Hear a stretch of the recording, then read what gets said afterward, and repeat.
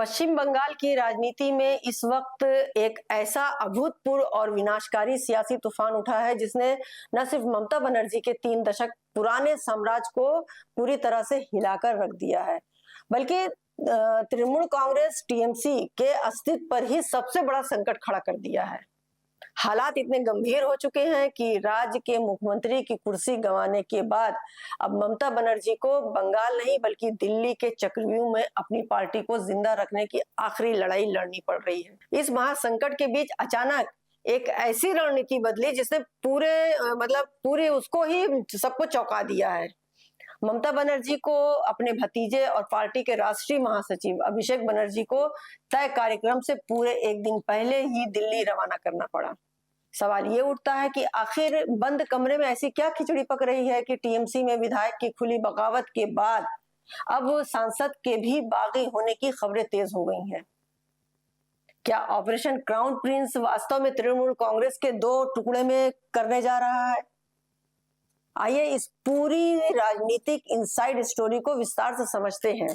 नमस्कार, आप देख रहे हैं एक संदेश और मैं हूं नाहिद।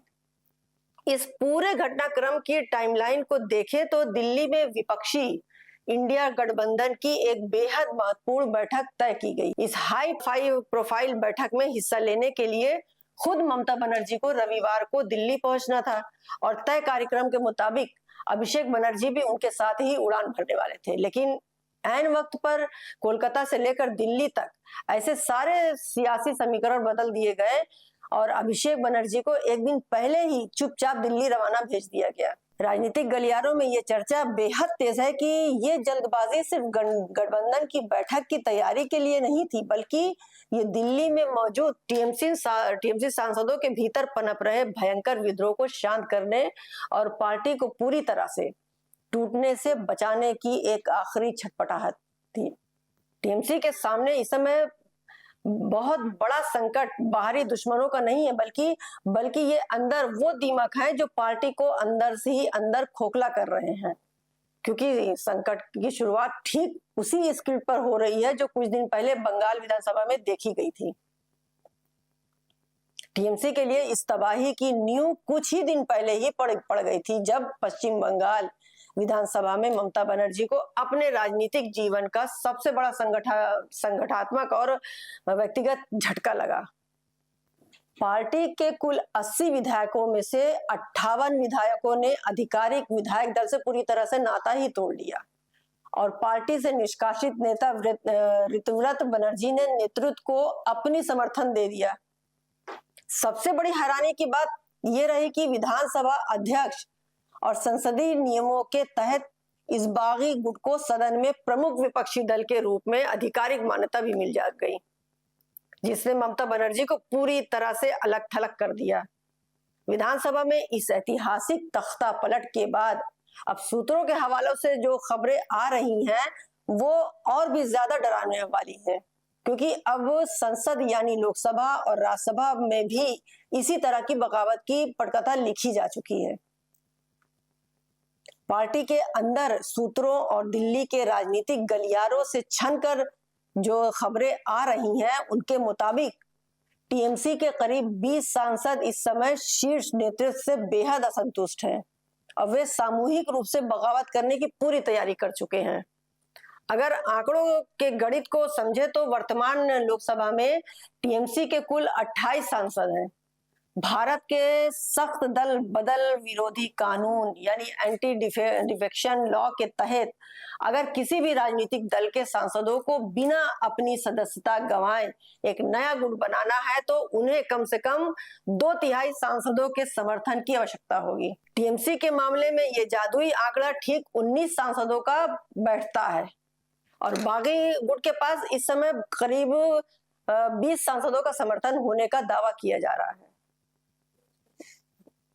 असली वजह जो है वो दिल्ली के लुटियंस जोन में पिछले कई घंटों से गुप्त बैठकें और सांसदों से लगातार संपर्क साधने का एक बड़ा दौर चल रहा है, जिसे रोकने के लिए अभिषेक बनर्जी को मोर्चे पर लगाया गया है।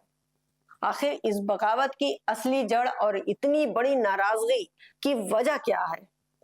राजनीतिक विश्लेषकों का इस मानना है कि ये पूरा विवाद जो है पार्टी के भीतर अभिषेक बनर्जी के लगातार बढ़ते कद, उनके एक तरफा फैसलों और संगठनों के थोपे जा रहे कथित परिवारवाद को लेकर चल रहा है। टीएमसी के पुराने और कद्दावर नेताओं का लंबे समय से ये गंभीर आरोप रहा है कि पार्टी के भीतर लोकतांत्रिक प्रक्रिया पूरी तरह से खत्म हो चुकी है और संगठन का एक खास कॉरपोरेट स्टाइल वाले समूह का दबदबा बढ़ता जा रहा है। इसी गहरे असंतोष को बागी नेताओं ने अनौपचारिक रूप से नाम दिया है ऑपरेशन क्राउन प्रिंस। ये सीधे तौर पर पार्टी के युवराज माने जाने वाले अभिषेक बनर्जी के खिलाफ पुराने और जमीनी नेताओं का एक सुनियोजित सियासी अभियान है। इतिहास की ये सबसे बड़ी विडंबना ही कही जाएगी कि जिन अभिषेक बनर्जी को ममता बनर्जी सालों से सवार रही थी, आज वही अभिषेक बनर्जी पूरी पार्टी के बिखरने की मुख्य वजह बन चुके हैं। पार्टी के अंदर मचे इस घमासान का असर अब जमीनी तौर पर साफ दिखने लगा है। जब ममता बनर्जी ने कोलकाता नगर निगम के टीएमसी पार्षद की एक बेहद महत्वपूर्ण और आपातकालीन बैठक को अचानक बिना कोई कारण बताए रद्द कर दिया, इस फैसले ने इन अटकलों को और हवा दे दी कि बगावत की ये चिंगारी स्थानीय निकायों तक भी फैल चुकी है। इसी बीच कहानी में एक और बहुत बड़ा ट्विस्ट सामने आया। सूत्रों का दावा है कि कांग्रेस अकालमान ने इस नाजुक मौके का फायदा उठाते हुए ममता बनर्जी के सामने एक बहुत बड़ा ऐतिहासिक राजनीतिक प्रस्ताव रखा है। खबरों को अगर माने और उनके मुताबिक कांग्रेस चाहती है कि तृणमूल कांग्रेस का पूरी तरह से कांग्रेस पार्टी में विलय कर दिया जाए तो और ममता बनर्जी अपने पुराने राजनीतिक घर में वापस लौट आए। हालांकि इस दावे की कोई आधिकारिक पुष्टि दोनों तरफ से नहीं की गई है, लेकिन दिल्ली में सोनिया गांधी, राहुल गांधी और ममता बनर्जी की होने वाली मुलाकात ने देश के राजनीतिक पारे को 7वें आसमान पर पहुंचा दिया है।